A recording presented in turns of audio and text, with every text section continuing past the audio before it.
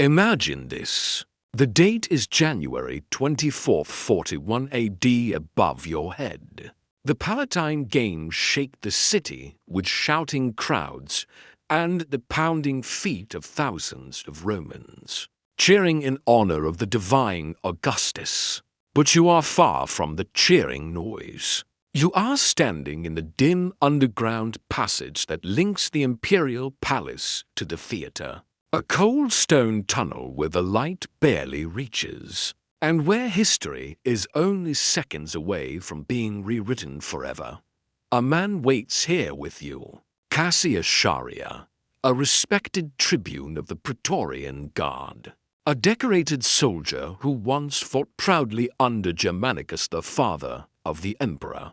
He is about to kill. For years, Caligula has mocked him, insulted him, made crude jokes at his expense, and turned him into a source of laughter for other soldiers. Every day, when Chaerea bent to kiss the imperial ring, Caligula twisted his hand into obscene shapes just to humiliate him. But tonight, the humiliation ends. In part 1, we explored the childhood wounds, the murders, the trauma, and the illness that twisted a once-loved prince into a terror.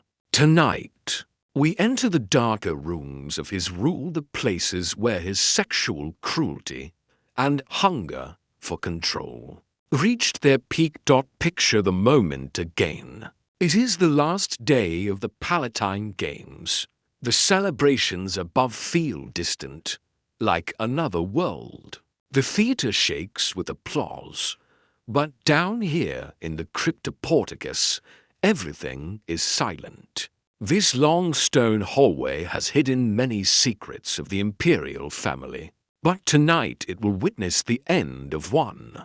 Cassius Chaerea stands in the shadows, gripping the weapon that will change Rome's future. He once served under Germanicus, the father of the emperor. He is now preparing to strike down. The same emperor who treated him like a joke in front of his own men. Caligula never missed a chance to insult him, mock his voice, or give him humiliating watchwords. Words like Venus or Priapus, meant only to embarrass a seasoned soldier. When Chaerea knelt to kiss the emperor's ring, Caligula moved his hand in vulgar ways, making the others laugh. But the laughter would not last forever. In the first part of our story, we followed the dark road that shaped Caligula, the murdered family, the years trapped under Tiberius, the sickness that warped his mind, and the moment a hopeful young ruler became something frightening. Now, we continue into the shadows of his rule, into the twisted system of sexual power and fear that turned the palace into a place Rome would never forget. Picture this again. But now we go back to 19 AD. You are 7 years old, and your name is Gaius Julius Caesar Germanicus. The soldiers around you don't call you that. They call you Caligula, Little Boots, because you walk through the camps wearing a tiny soldier's outfit, a miniature version of your father's armor. They adore you, but everything around you is about to collapse. Your father, Germanicus, the man Rome loved more than any other general, is dying. People whisper that he was poisoned, and everyone believes the order came from Emperor Tiberius. You watch your father fade in Syria, convinced that the emperor he trusted betrayed him. Before he dies, Germanicus makes his family promise only one thing: survive. Survival becomes the only goal, but it comes with terrible pain. Over the next 14 years, your family is slowly destroyed. Your mother, Agrippina, is sent away to a lonely island where she starves herself to death. Your brothers, Nero and Drusus, are accused of false crimes, locked away, and left to die slowly, one in exile, the other in a basement where hunger drives him mad. And you, the last surviving child, are taken to Capri. In the year 31 AD, when you turn 19. Tiberius summons you to his island palace. Historians still argue about what truly happened there, but ancient writers do not hold back. They say Tiberius turned Capri into a place of darkness filled with shocking acts, disturbing pleasures, and countless victims. They describe pools filled with young boys called little fish, trained to please him. They speak of enormous collections of explicit art and nights that no one dared describe openly. Whether every detail is accurate or not, one truth remains. You lived under the same roof as the man who killed your father and ruined your family. You learned to smile. You learned to speak softly. You learned to hide every emotion, especially fear and hatred. When people asked about your family, you showed no sadness. You offered no anger. You pretended nothing had happened, because any sign of rebellion could cost your life. And then, on March 16th, 37 AD, Tiberius finally died. Some claim you helped end his life by ordering the Praetorian prefect, Macro, to smother him when he briefly regained strength. Nobody knows for certain, but one thing is clear. At 24 years old, Gaius Caligula became emperor, and for 7 months, Rome celebrated you. You freed prisoners, ended the cruel trials Tiberius created, brought home exiles, paid soldiers, and hosted grand games.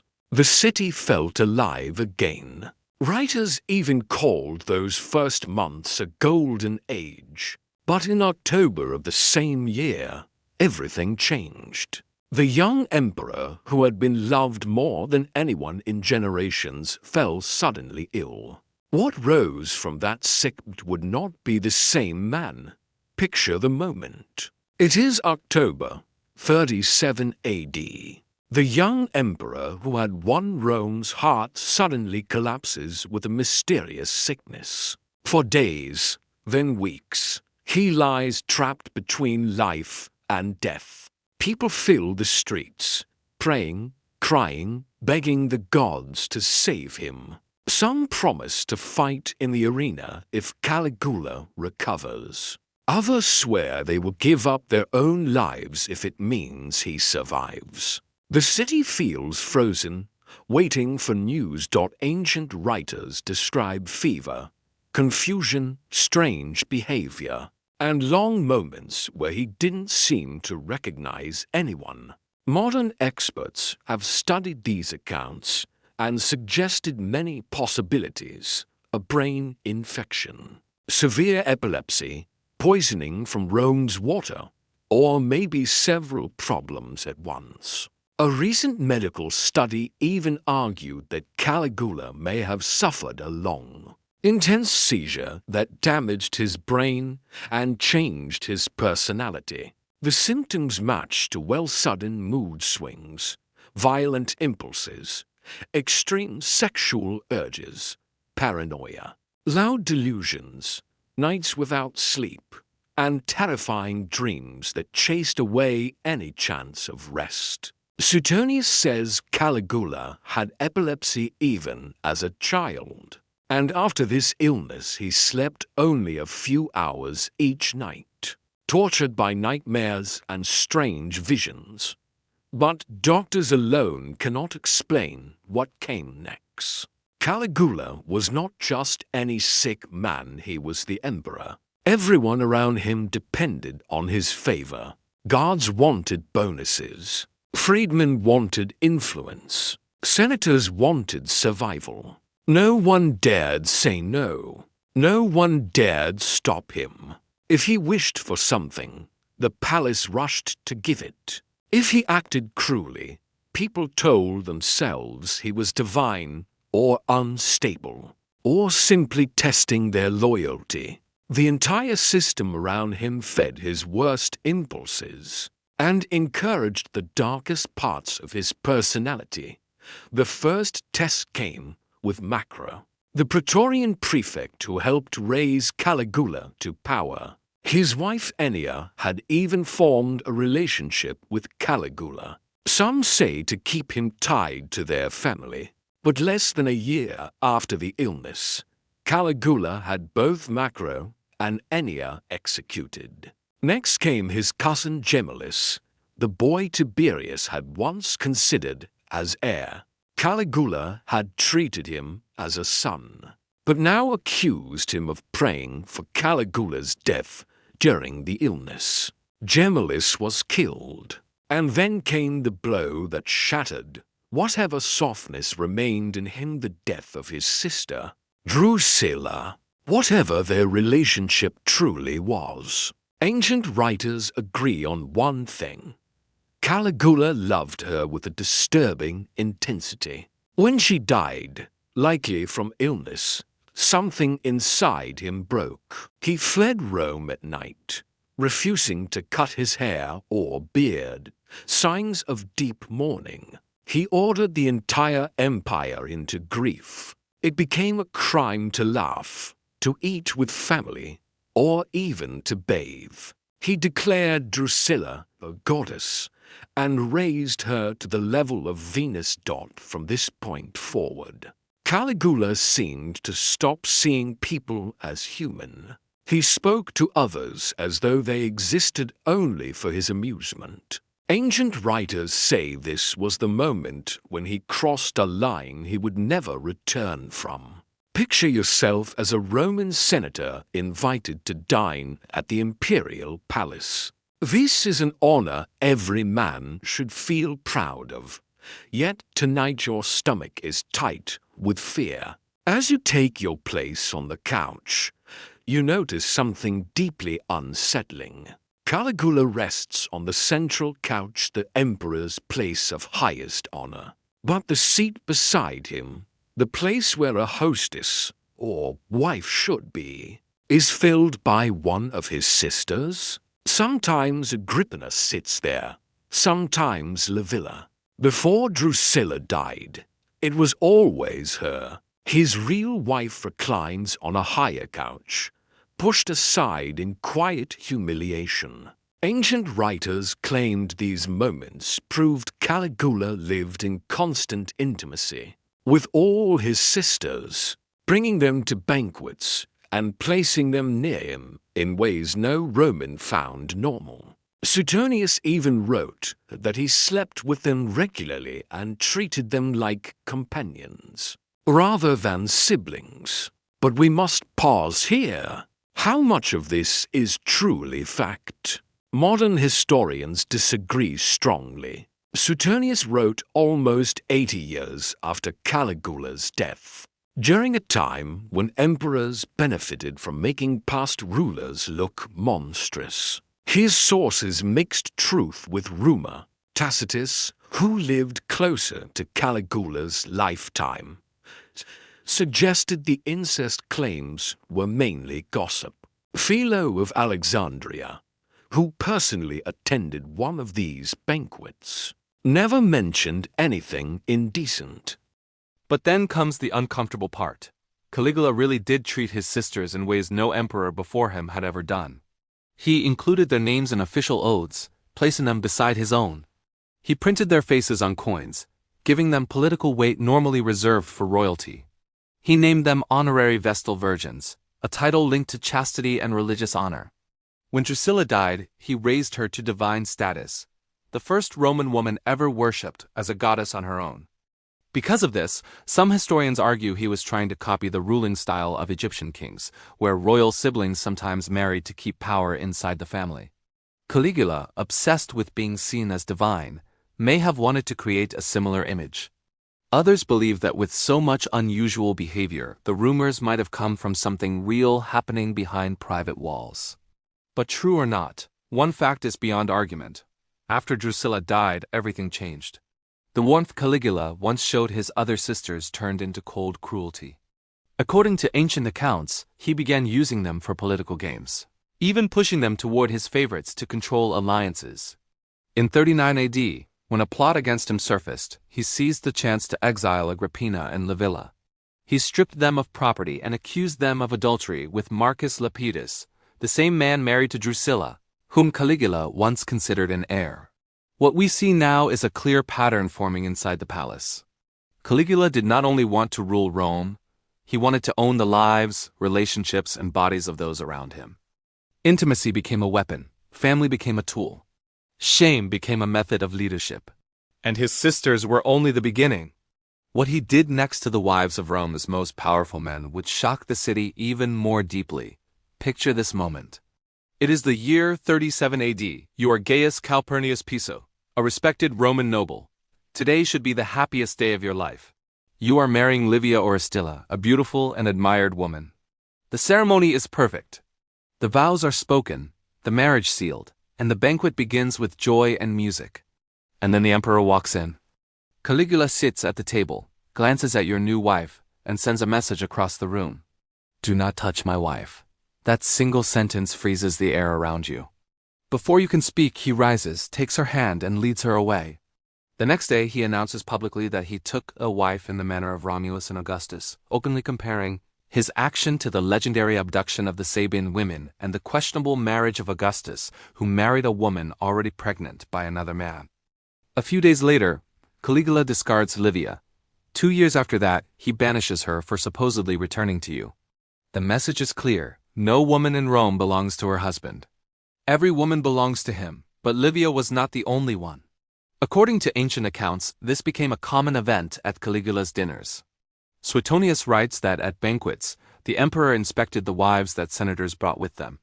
If a woman impressed him, he simply stood up, took her by the arm, and left the room. The senators had to sit still, keep eating, and pretend nothing was happening, because protesting meant death. You could not look away. You could not speak. You could not protect your wife. You could only keep smiling. Imagine yourself sitting there as the emperor returns, sometimes within an hour, sometimes after dawn. He sits down casually and begins to discuss your wife openly, her appearance, her behavior, her body, as if reviewing a performance. He compares her with other women he has taken, even with the wives of men sitting at the same table. You must nod along, acting as though this humiliation means nothing because your life depends on it. And it did not end there. Ancient writers say that after sleeping with certain women, Caligula forbade them from ever being with their husbands again. Sometimes he even forced the husband to announce the divorce publicly, making the humiliation complete. What he destroyed was deeper than marriage. He shattered families, reputations, and honor, taking pleasure in the power he held over Rome's most respected men. But even this was not the limit. Soon, Caligula would create something far more shocking, an institution inside the palace that turned noble men and women into commodities, all to refill the treasury he had emptied. And with that, his cruelty reached a new level. Picture this moment. It is the year 40 AD and Emperor Caligula faces a new problem. The enormous fortune Tiberius saved over more than 2 decades, almost 3 billion sesterces, is gone. Games, buildings, gifts, strange military displays, and endless luxuries have emptied the treasury. Caligula needs money fast, and he creates a plan that shocks even Rome. Ancient writers say he set up a brothel inside the palace itself. He chose a row of rooms, decorated them with rich furniture, and placed inside them people no one ever imagined. In such a place married noblewomen and freeborn youths, sons and daughters from respectable families. These were not slaves. These were citizens of high rank. Caligula reportedly sent his servants across the city to invite men of all ages and classes to come enjoy themselves, offering loans so they could pay, then charging interest to earn even more. But modern historians disagree on how literal this story is. Some think the tale grew from a single strange event retold again and again until it became legend. Others say ancient writers used this idea as a weapon against unpopular rulers. They point out that another account from the same time describes nobles forced to rent expensive rooms in the palace, with no mention of prostitution. Later emperors like Commodus and Elagabalus were accused of similar acts, which raises the possibility that this was a common insult rather than a detailed truth. Yet even if the palace brothel never existed in the exact way described, Caligula's taxes on sexual work were very real. He charged every prostitute in Rome, even retired ones, the amount of one full night's earnings. He taxed pimps. He taxed marriages that had begun as paid relationships. And when citizens complained they couldn't read the new tax laws, he posted them in letters so tiny that no one could copy them. But Caligula's cruelty was not limited to women. What he did to the Roman Senate went beyond stealing their wives. He dismantled their pride piece by piece. Suetonius writes that he forced elderly senators' men who once commanded armies to run beside his chariot wearing long togas that tangled around their legs as crowds laughed. At dinners, he made the highest officials serve him like low-ranking slaves, wearing short linen tunics and standing at the foot of his couch while he ate. The deepest humiliation, however, was saved for one man, Cassius Chaerea. Chaerea, a soldier of honor who had served under Germanicus, had risked his life for Rome. He had earned every stripe on his uniform. Yet Caligula mocked him constantly, making crude gestures whenever Chaerea kissed his ring and giving him nightly watchwords meant to insult him, words connected to weakness or sexuality. Each time Chaerea passed the password to his own soldiers, he heard snickering behind him. His authority shrank a little more every day. Some say his voice was naturally light. Others believe he had suffered an injury during one of Germanicus's campaigns, something Caligula knew and used against him. Whatever the truth, the effect was the same: a veteran warrior reduced to an object of laughter. Day after day, month after month, for almost 4 years, Chaerea endured this slow destruction, but every man has a breaking point. And soon, Chaerea would decide that the emperor who humiliated him would not live to see another sunrise. Picture the final day. It is January 24th, 41 AD, the Palatine Games are ending. And by tomorrow, Caligula plans to leave Rome for Alexandria, a move that would make the Senate and the Praetorian Guard powerless. If anyone is going to stop him, it must be now. The conspiracy has grown. It includes Cassius Chaerea, another tribune named Suetonius, several centurions, and even senators who have suffered under Caligula's cruelty. Some accounts even suggest the Praetorian prefects knew what was coming. Their plan is simple: Caligula must be killed in the narrow underground passage that connects the palace to the theater. During a pause in the performances, Caligula enters the cryptoporticus to meet young actors. He is relaxed, unaware, thinking only of lunch and a bath. Chaerea steps forward and asks for the password. Caligula answers, "Jupiter." Chaerea replies, "So be it," and strikes. Others rush in. Ancient writers say he was stabbed again and again until he collapsed. By the time his Germanic guards arrived, the emperor was already dead at 28. Chaos explodes. The guards, furious at losing their ruler and their bonuses, kill senators and bystanders. Then comes the final cruelty. Chaerea had ordered the deaths of Caligula's wife and their little daughter. The wife meets her fate bravely. The child, not even 2 years old, is killed without mercy. But the conspirators' victory does not last. While senators dream of restoring the Republic, the Praetorians search the palace and find Claudius older, nervous, and hiding behind a curtain. They decide he will be emperor. Rome will not return to freedom. Chaerea, who believed he saved the state, is executed days later, punished for breaking his oath rather than honored for killing a tyrant. What can we learn from Caligula's rule? First, monsters are not always born, they are often shaped. Caligula grew up surrounded by fear, betrayal, and loss. His parents were destroyed, his brothers died slowly, and he spent years under the control of the man who likely killed his family. Add the illness that damaged his mind, the sudden rise to absolute power, and the people around him who encouraged every impulse, and the result was a ruler who no longer saw others as human. None of this excuses what he did, but it explains how someone can become so dangerous. The second lesson is that Caligula did not act alone.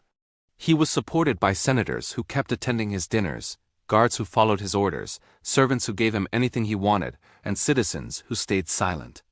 A whole system helped him, hoping someone else would stop him. No one did until the very last moment. The third lesson is that tyrants always push too far. Caligula believed no one could touch him. He insulted the army, humiliated the Senate, and planned to leave Rome behind. He crossed the final line when he broke Cassius Chaerea, one humiliation too many. Every dictator eventually creates their own enemy, and Chaerea became his. And finally, Caligula's death did not fix Rome. Killing him did not remove the system that made him possible. The Republic did not return. Claudius became emperor, then Nero came after him, and Rome continued its cycle of power, fear, and collapse. The conditions that created Caligula remained alive long after he was gone. Imagine walking today through the same underground passage where Caligula took his last steps. The stones are cold. The air is still. You can almost feel the weight of those final moments. His story is not just ancient history. It is a warning about what happens when trauma, power, and silence mix together. If you reached the end, thank you. Please subscribe and turn on the notification bell so you don't miss the next story. Tell me which emperor you want to explore next. And remember, as always, the throne is hollow, the crown is heavy, and absolute power can break anyone who wears it.